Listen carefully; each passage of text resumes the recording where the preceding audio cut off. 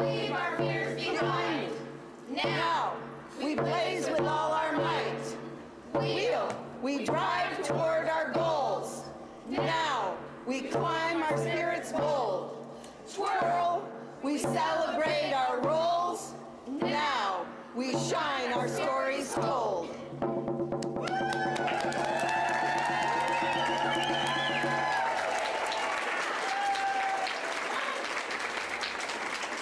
Everyone, welcome to the celebration of Idaho Women's Day. Let's give our Now Super Troopers a big hand.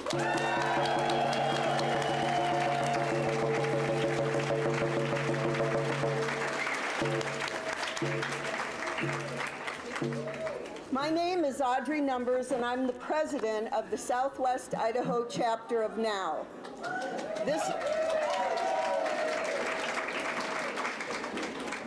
This is our fourth year coordinating Idaho Women's Day, and we are so excited to see such a great crowd here today.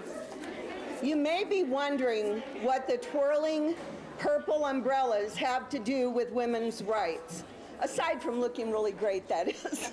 A couple of years ago, there was a lot of talk in Idaho about making it legal for militias to march on our streets with AK-47s. Southwest Idaho Now members decided that we wanted to have a militia too, and we came up with purple umbrellas as our weapon of choice.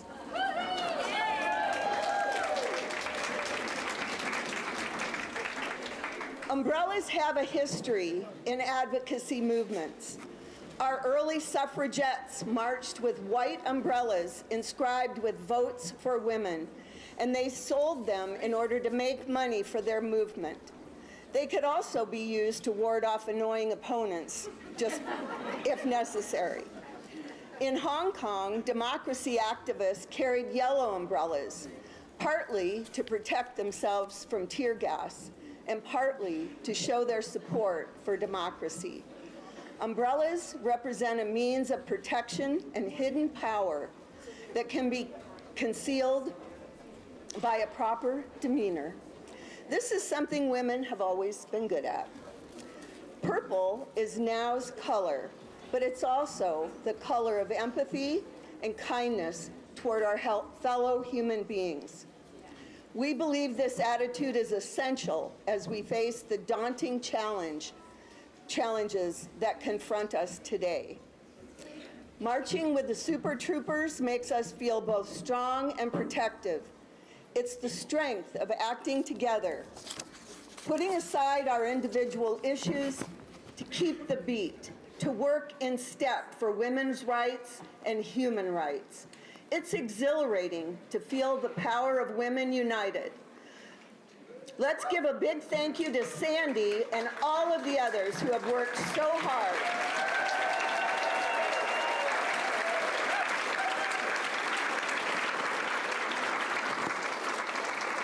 Sandy and her group, which she's in charge of, the Super Troopers, and she just works day and night to think of opportunities for them to march. Some of you probably have seen them, and a lot of times I'm with them, in parades around Boise and Nampa.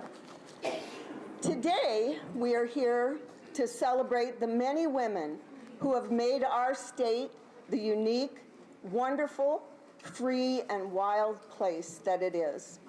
Our theme is Strong Women and Idaho History, Past, Present, and Future. Acknowledging the extraordinary efforts and accomplishments of women is not just a matter of being fair to women. In fact, women's achievements are a central part of Idaho history. Unless we understand women's contributions, we cannot fully understand our state. Today, we are fortunate to have 4 exceptional speakers to share their accounts of Idaho's strong women. Our former Idaho State Senator Rick Just will give us some insight into women's roles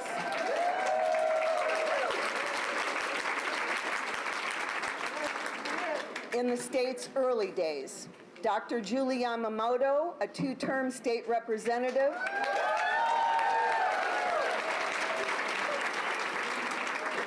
We'll talk about contemporary women who have inspired her.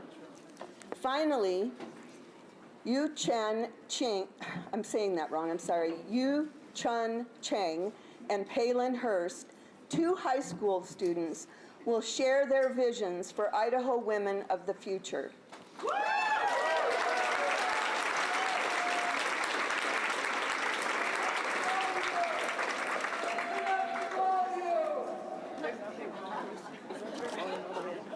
No?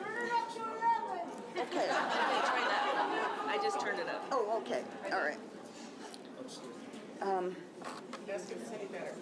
Is this better?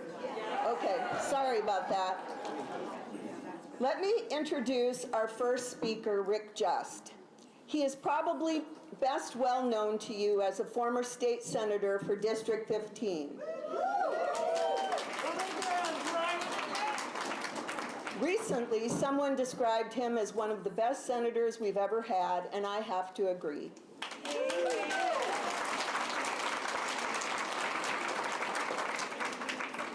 But today, he's here in another capacity as a prolific investigator of Idaho history. You've probably seen his articles on Idaho history in the newspaper, or you may subscribe to his online magazine, Speaking of Idaho. Rick is also the author of several books on Idaho history and indigenous culture. He will now take us back to the days before Idaho officially existed to talk about one of our most famous women. Rick, thank you for being here.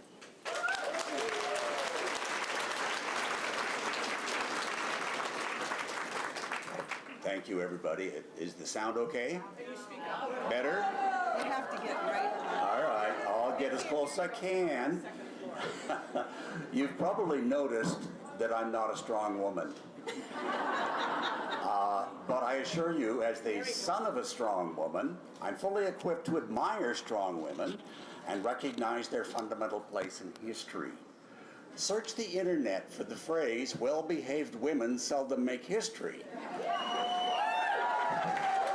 You do that, and you'll find a wide variety of t-shirts and posters and coffee mugs that use that famous phrase. It's inspiring for us. We picture a female firebrand, Rosie the Riveter, with her bicep bulging, Joan of Arc teeth gritted, staring defiantly from the flames, Amelia Earhart with her goggles pushed up on her forehead, maybe. I'm going to remember one of those history-making Idaho women today, then circle back to Laurel Thatcher Ulrich's quote to see how it holds up. My subject is the most famous woman ever born in Idaho. She was born here before Idaho was a state, or a territory, or even a word. Sacagawea, or Sacagawea, if you were not born in the West, was arguably the most famous member of the Corps of Discovery, with the exception of Lewis and Clark themselves. Who else do you remember? Do you remember Toby, the old Indian guide? Perhaps York, who William Clark brought along? Sacagawea and York have two things in common. They were both people of color, and they were both slaves. Sacagawea was stolen from her Shoshone family when she was 11 or 12. She was sold to a man who apparently needed another wife. Popular myth makes Sacagawea a guide to the Corps of Discovery, pointing into the distance, leading the way, and telling where to go. Boy, that's sensitive. But this ignores her young age and when she was taken from her home country and the fact that she had never been to most of the land Lewis and Clark explored. Sacagawea did not do a lot of guiding, but her role was crucial. Her husband, French-Canadian trader Toussaint Charbonneau, brought his pregnant 16-year-old wife along to help with translation. Her skills in that area turned out to be better than his, and she had something no one in the Corps of Discovery could fake. She was a woman. As Captain Clark wrote, a woman with a party of men is a token of peace. Sacagawea's foremost contribution to the Corps of Discovery was that she was a woman. She was a woman who knew which berries to eat and which to avoid. She knew where to find edible bulbs and plants. She was a woman who gave birth with no other women around. A difficult birth, described by Meriwether Lewis as a labor of tedious and violent pain. She bore that as women do with resignation, determination, and hope. Perhaps the crushed rattlesnake rattle dissolved in a drink of water to relieve her pain worked, or maybe it didn't. The baby, John Baptiste Charbonneau, probably received the love and affection of his mother, as he seemed to from the men of the Corps of Discovery. William Clark nicknamed him Pomp or Pompey because of his cheerful nature. Cheerful or not, he was one more thing to carry for Sacagawea, and a companion who demanded almost constant attention. The Corps of Discovery, with its token woman, its 6-foot-tall black man, its 150-pound Newfoundland dog, and its ragtag mix of oddly dressed white men. Some people can't hear, so get... My lips are touching it. I don't think I can get any closer.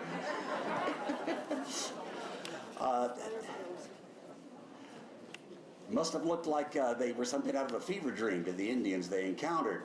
Ridiculous, or its indigenous language equivalent, must have popped into their minds, all of them who saw them. So yes, the normal-looking Shoshone woman was with a tiny baby strapped to her back, probably did give them something familiar to focus on. That woman was often the spokesperson for this gang of misfits. They gave the Indians they countered some confidence that they were at least not in danger. Even so, communication was frustrating, just as it is today, and anything but complete. Imagine a game of telephone through 3 or 4 languages in which each player was not only repeating what they heard, but translating it. Each player would translate the translation up the line, then translate the translation all the way back. Sacagawea deserves her fame as the woman who walked and floated and rode 7,000 or 8,000 miles with the first white explorers of the Northwest. But the myth of the woman overshadows her real value on that epic journey. Mythmakers would have us believe that she pointed the way, that in giving birth to Pomp, she was somehow birthing a new nation.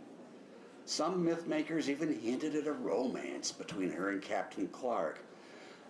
Those are the winners of history writing it and inflating the importance and nobility of the Corps of Discovery.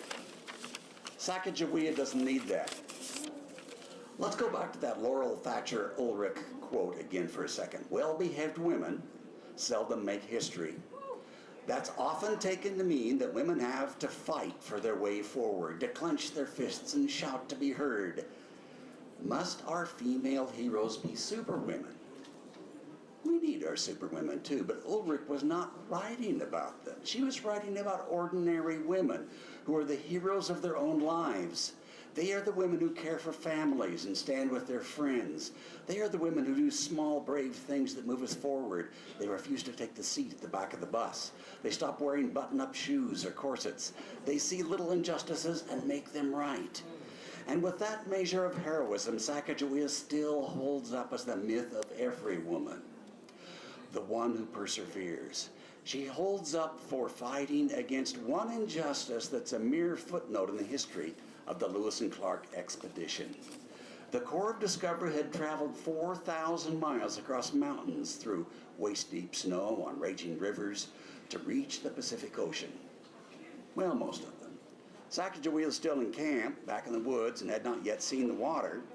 She heard from locals about a beached whale near Tillamook Head. That's close to Cannon Beach, if you've ever been over there. She heard about the whale and wanted to see it. At first, her request was ignored, but Clark wrote that she was very impatient to be permitted to go. She spoke up to say that it would be unfair for her to travel all the way and not see the whale. So, on January 8th, 1806, Sacagawea went with the rest of the party to see the whale. She resisted, she persisted, she made something fair. So when you think of the very well-behaved woman, Sacagawea, the ordinary woman who saw the whale, remember that she was born in 1788 in the Lemhi River Valley, somewhere near the present-day town of Salmon, and think, too, of the woman who made that phrase popular. Pulitzer Prize winner Laurel Thatcher Ulrich was born a little over 100 miles away from Salmon in Sugar City, Idaho, 1938. Well-behaved women making history just as you do every day when you lift your voice or quietly go about the important business of life. Thank you.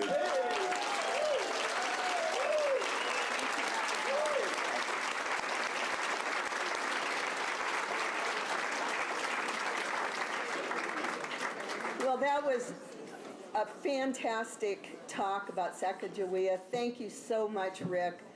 I have to brag that Rick and his wife are both members of the Southwest Idaho chapter of NOW. And yes,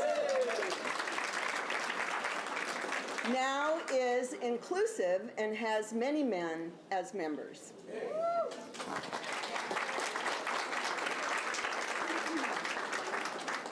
I now have the pleasure of introducing the Boise Women's Chorus. It was founded in 2015 with the goal of creating a more inclusive choral sound and expanding the mission of the Boise Gay Men's Choir, or Chorus, to incorporate women's rights and activism. The chorus began with 18 singers and has grown to more than 80 voices today.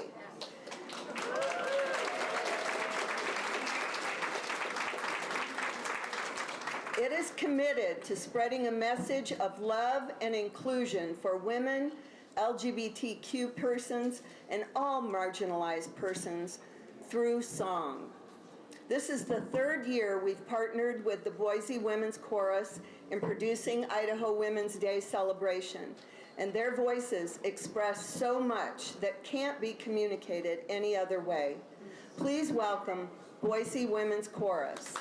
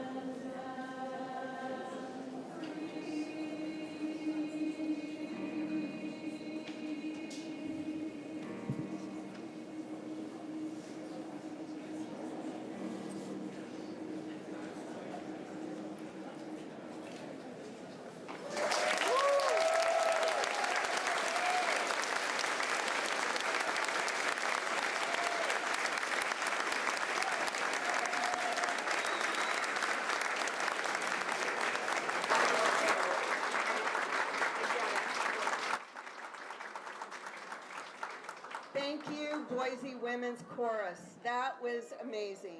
Thank you so much. You should know that you're hearing only a small part of the women's chorus. If you ever have a chance to hear the full ensemble, don't miss it. Our next speaker is Dr. Julie Yamamoto. Many of us know her best for her 2 terms in the Idaho House of Representatives, where she chaired the House Education Committee with exceptional integrity.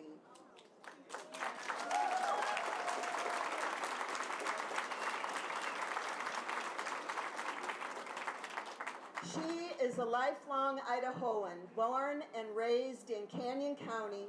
She worked as an educator for 32 years and continues to this day serving her community through the boards of the Thomas Jefferson Charter School, the Idaho Youth Ranch Promise Academy, Idaho Children Are Primary, and Metro Community Services.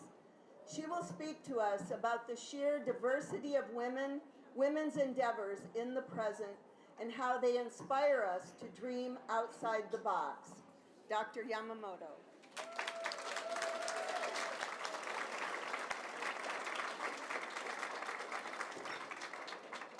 My life has been a tapestry of rich and royal hue, an everlasting vision of the ever-changing view, a wondrous woven magic of bits of blue and gold, a tapestry to feel and see, impossible to hold. Those are the words of a Carole King song and an album of the same name. Tapestry won 4 Grammy Awards and is one of the best-selling albums of all time. It came out in 1972, and I practically wore this record out until my sister hid it from me, probably to save the family's sanity. Records were not a novelty like they are today, but Carole King, she was a novelty. Her music was intentionally unusual and striking. Carole King began her songwriting career at the age of 17. She received the Kennedy Center Honors, was the first woman to be awarded the Library of Congress Gershwin Prize for Popular Song, and she was inducted into the Songwriters Hall of Fame in 1987. Carole King, she wasn't born in Idaho, but when she completed a musical career that is amazing by any standard, she chose a ranch near Stanley, Idaho to call home, and she's been an Idahoan since the early 80s. Today, her voice furthers her belief that we are connected as humans, whatever our party is.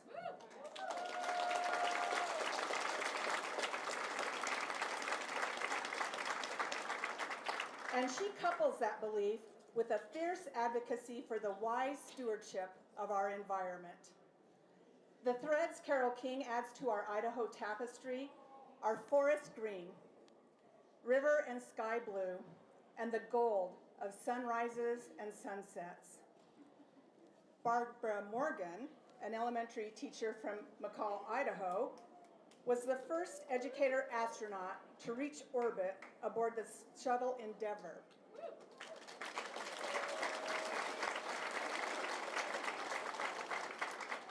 In addition to teaching lessons from space, she had the cool job of operating the shuttles and the International Space Station's robotic arms to install hardware and to support spacewalks.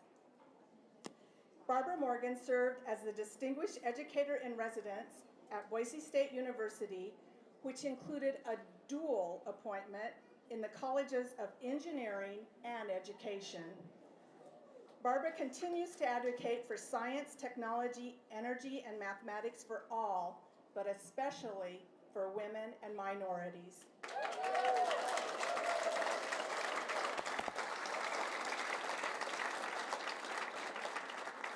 Barbara Morgan was the first recipient of the Idaho Medal of Achievement.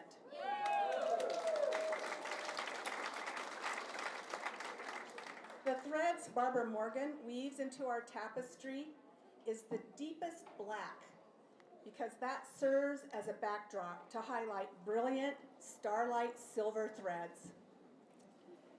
Lisa Grow is the first woman president and CEO of Idaho Power.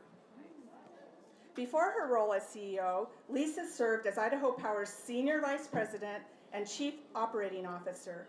Lisa is a lifelong Idahoan, and she's a Vandal. Go Vandals!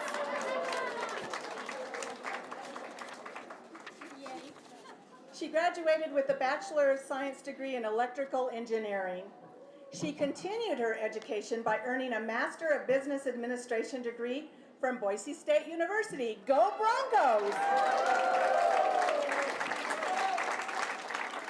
As if being a CEO of Idaho Power is not enough, Lisa is the chair of the St. Luke's Health System Board of Directors, and she was also appointed to another 3-year term and is the chair of the Federal Reserve Bank of San Francisco's Salt Lake City Branch Board of Directors. But wait, there's more! Lisa Grow is a member of the International Women's Forum. This forum provides women with networking and support for success and serves to inspire other women to take risks and lead. Lisa was named an honorary commander for the Idaho Air National Guard's 124th Fighter Wing in 2022.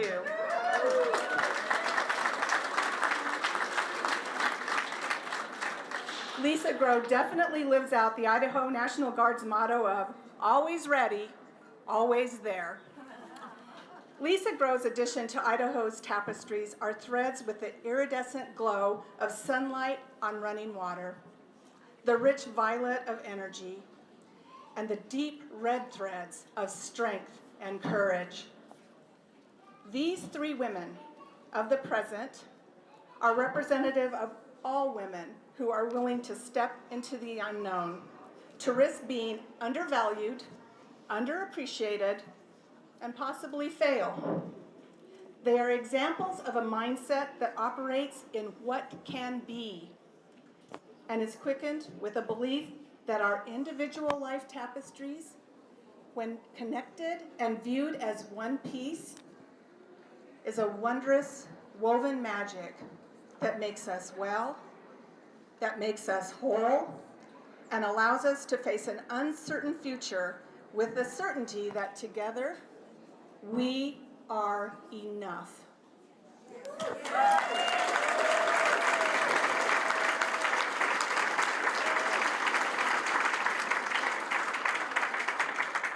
I would encourage you to please take time to peruse the displays of other strong women of Idaho who have added their colorful threads into our Idaho tapestry. Thank you.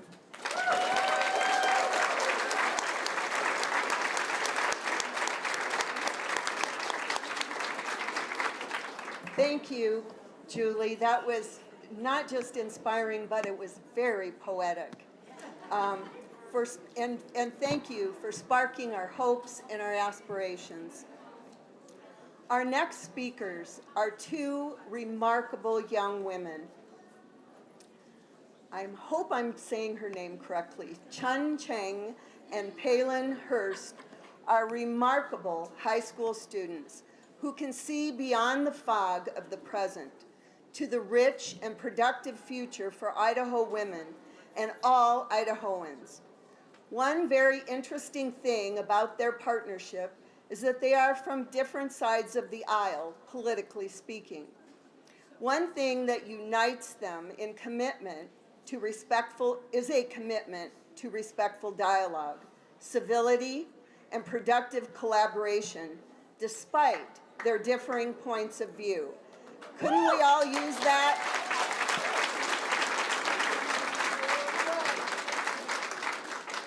Chun Cheng is a junior at Renaissance High School. She's engaged in her community through all sorts of volunteer work, and she's especially active in organizations that support women and the Idaho Asian American Pacific Islander Youth Alliance.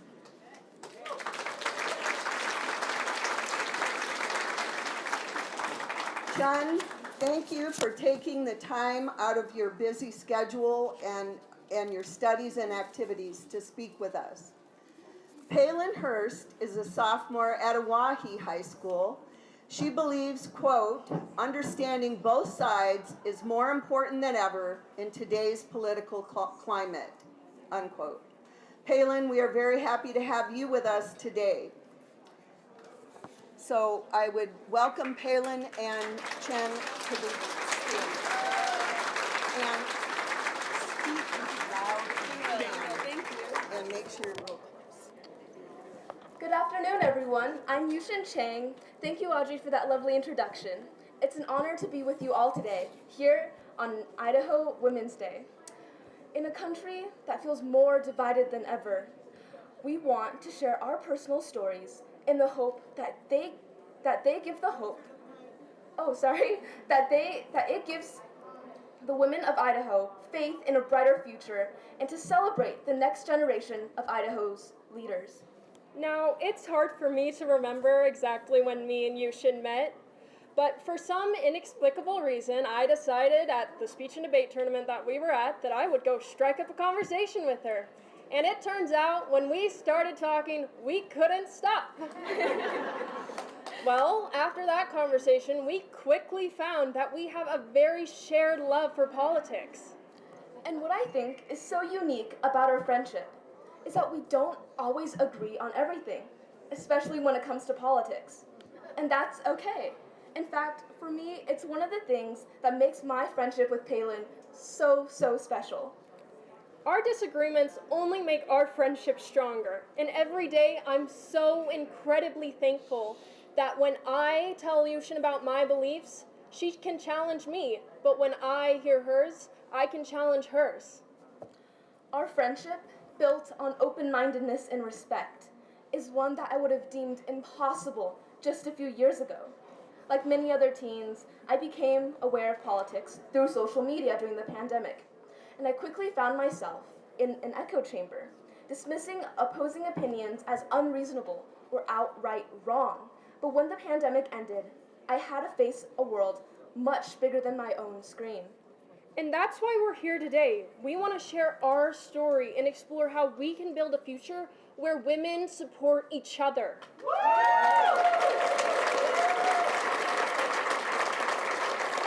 We want to embrace diverse perspectives and see each other as people first, not just political identities.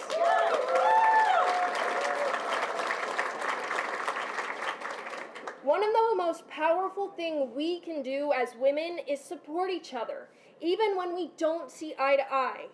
Yushin and I come from very different political backgrounds, but that hasn't stopped us from being there for each other.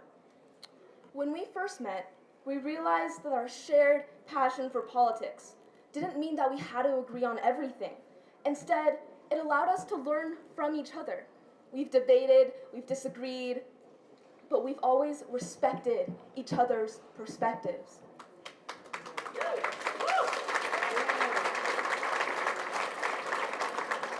Women are often pitted against each other, but especially in politics.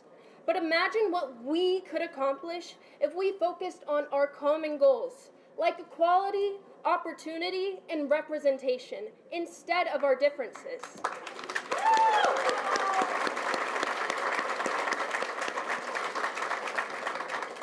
Supporting other women doesn't mean you have to agree with them on everything. It means recognizing their value, their voice, and their right to be heard. That's how we move together towards a brighter future. One of the biggest lessons we've learned from our friendship is that it's okay for people to have different views. In fact, it's healthy.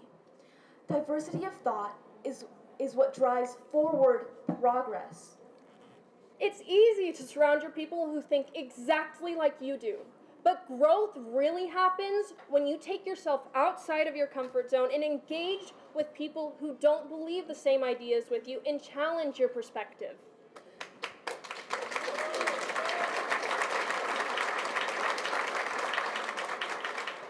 We've had countless conversations about controversial political topics, cultural conversations, but where we've disagreed. But those conversations have made us better. Better thinkers, better listeners, and most importantly, better friends. We don't try to change each other's minds, but instead try to work together. We just have to be willing to listen and to find a common ground. In today's world, it's so easy to reduce people down to their political identities and put them inside of a box. But Yushin and I are proof that there is so much more to a person than their political affiliation. When we first met, we didn't see each other as the Democrat or the Republican. We saw each other as two people who loved politics and wanted to make a difference.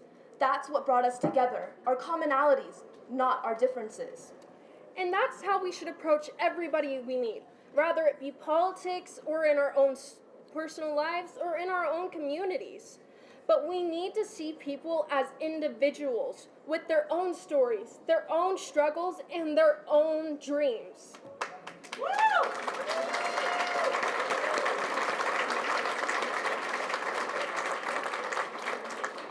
When we do that, we build bridges instead of walls. We create a future where women and everyone can come together to solve problems and make Idaho a better place for all of us.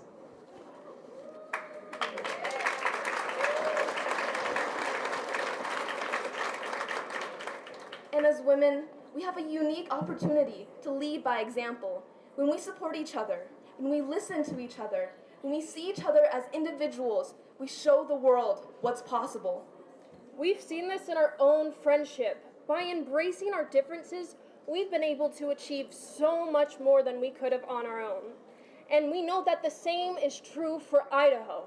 Imagine what we could accomplish if every woman in this room committed to supporting other women, to listening with an open mind, and to seeing people as people. Woo! That's the future.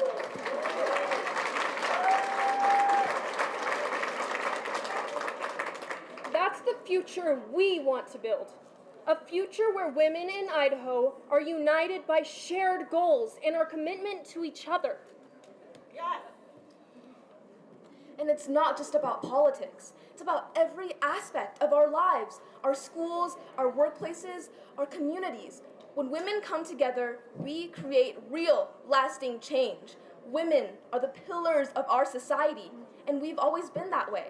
From the suffragettes who fought for the right to vote, to the mothers, daughters, and grandmothers who shape our communities today. Women have always been the backbone of progress.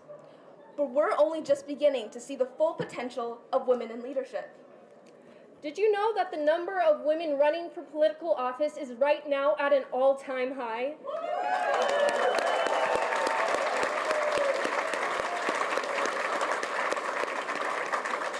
According to the Center for American Women in Politics, the number of women running for the U.S. House of Representatives alone has grown by more than 70% since 2018.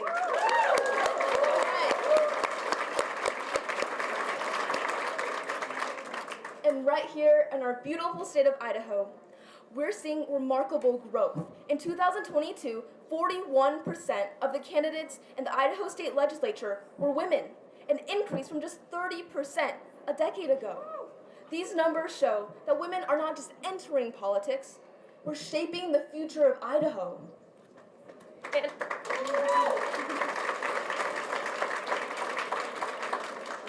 And on a national scale, women now make up 27% of the U.S. Senate and 24% of the U.S. House of Representatives. Yes, not enough. And those numbers are still steadily climbing. We've also seen the number of women of color rise significantly. More than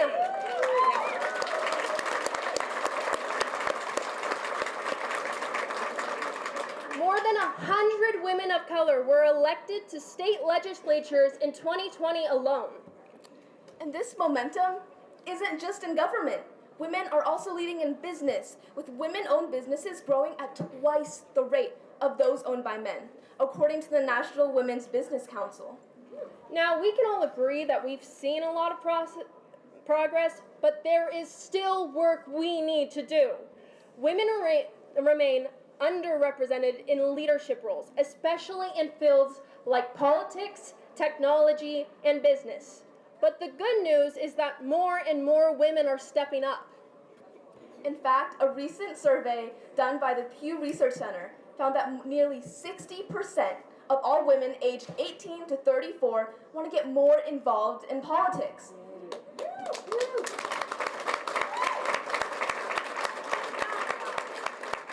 This is a sign of a brighter future, a future where young women are not just voting, they're leading, creating, and innovating, and we need to be there to support each other.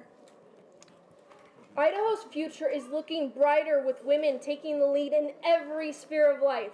From grassroots activism to the halls of the state capitol, we build a future where women can thrive in every field, including politics.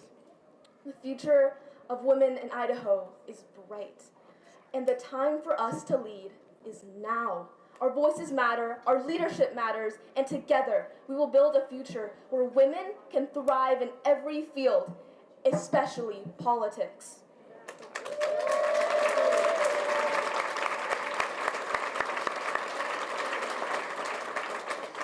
So let's continue to stand together, supporting and empowering each other to make Idaho and the world a better place for everyone.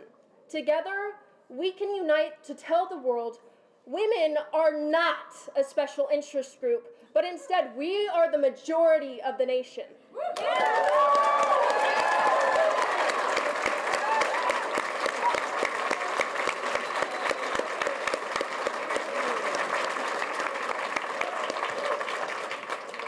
Now, if you guys would imagine with me, if we were standing at the southernmost tip of Africa, we could see where the Pacific and Atlantic Oceans meet. These two powerful forces collide every day, locked in a constant battle of wills. To me, this is poetic symbolism for American society today. Two political parties with the power to help or destroy, battling it out every single day. But here's the thing, no matter how much those two oceans clash, they are both a part of the same Earth, the only planet known in existence to sustain human life.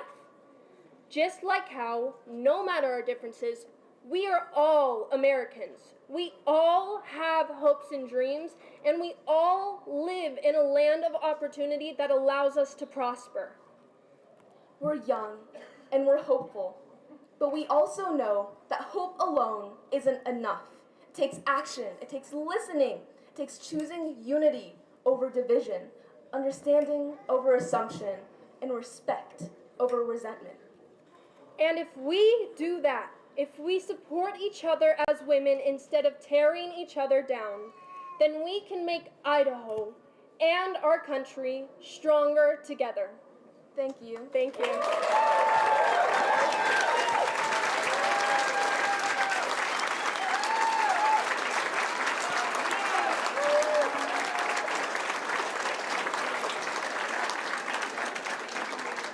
Well, listening to those two young women who just spoke to us gives me hope, and I'm sure it does the rest of you. If we have young women like that coming up to lead in our state, we have hope.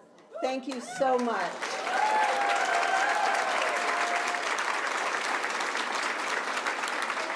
I have a small thank you for each of our speakers, which I want to hand to them now before we hear from the Boise Women's Chorus again.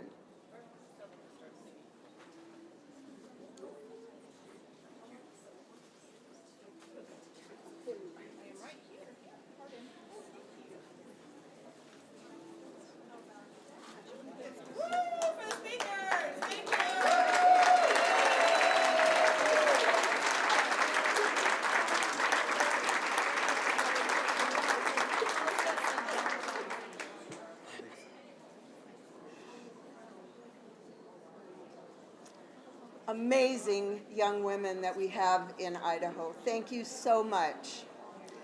Now the Boise Women's Chorus has another selection for us.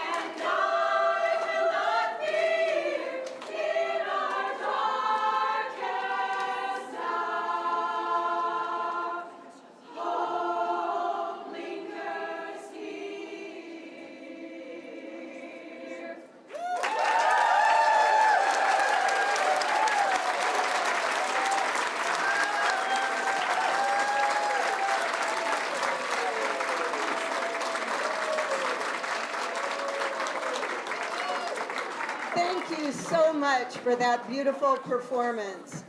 If you would like to hear some more from the Boise Women's Chorus, their spring concert titled Echoes of the Ancestors, Songs for a New Dawn will be Saturday, March 29th.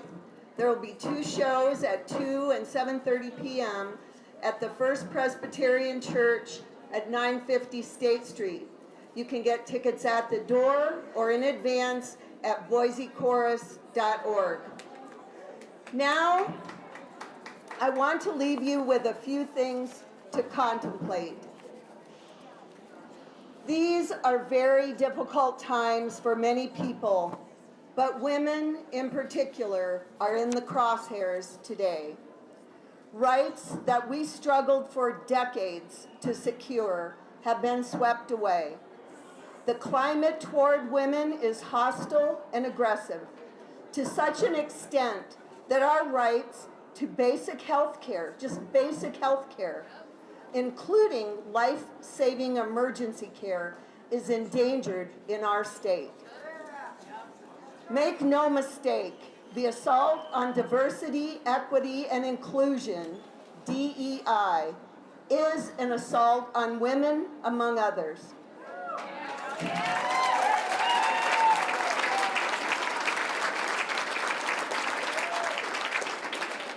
There are even movements underway in Washington to limit our right to vote as women. It is understandable that we are angry, dispirited, and frightened. However, there is only one antidote I know of: unite and fight. This is a time to dig deep into ourselves and our communities and hold up the values at the core of our democracy. Get busy with good work. Now is the time to engage and act in whatever way seems right to you. Talk to your neighbors. Talk to your representatives. Like the girls have said, talk to other women.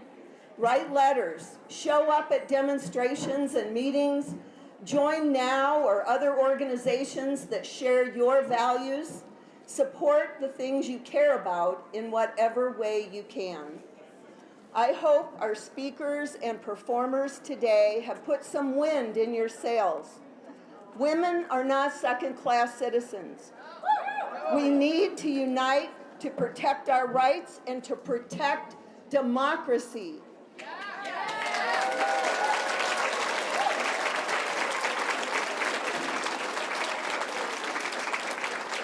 Both of which are in serious jeopardy today. Finally, I want to thank all the people who made this Idaho Women's Day event possible, especially Terry Hagman, who chaired our Now Women's Day committee.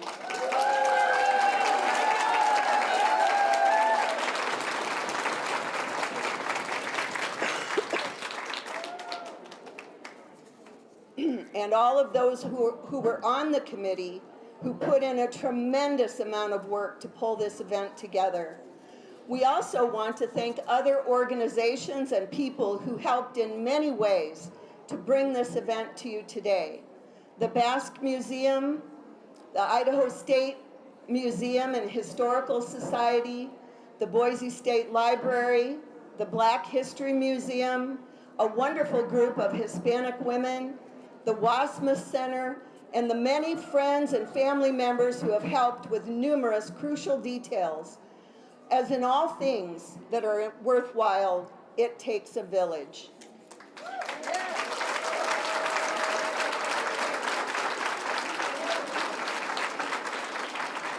Before you leave today, I invite you to please check out the tables and displays before you leave. Our partner organizations may have ideas for how you can get involved. Thanks to all of you for being here in support of Idaho Women.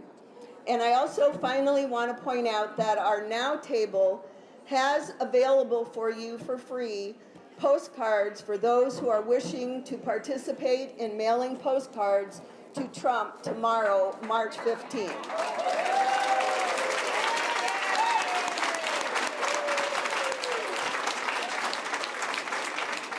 A final thanks to all of our wonderful speakers today. They went above and beyond.